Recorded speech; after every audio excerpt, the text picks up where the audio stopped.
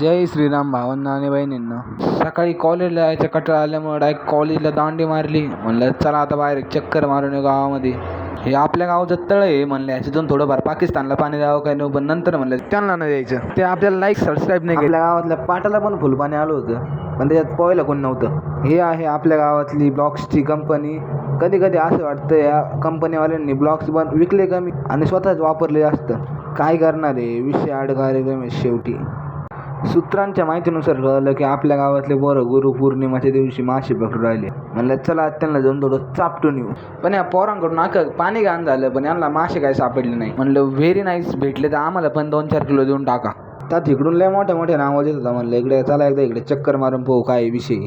तिथे गेल्यानंतर ते मामा म्हणले इथे लय मोठा वाघ आहे, तुम्ही जा परून ना घरी. म्हणलं आपणच लय मोठे वाघ आहे, चला परत घरी जाऊ, काय काम नाही आपलं इथे. आलो मग फाट्यावर. ते आपला कार्यकर्ता बघा कसा मोबाईल बघतो. याला आहे ना घरच्याने जत्राच टायमाला वावळून टाकले वाटतं देवाला. म्हणलं भाऊ गॅरेज उघडं ठेवून आपले आप्पा शेटकुडं गायब झाले काय नो.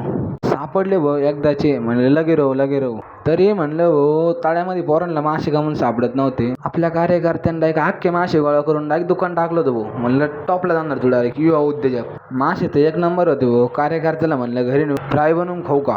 कार्यकर्ता म्हणला 2000 टेकव आणि अख्खं घेऊन जाय. म्हणलं तर पैशाचा नाही पत्ता आणि आलाय मासे घ्यायला जाता. अशी गत होईन माही. चाललो आता डायरेक्ट घरी. तुम्ही लाईक करा आणि सबस्क्राईब करा.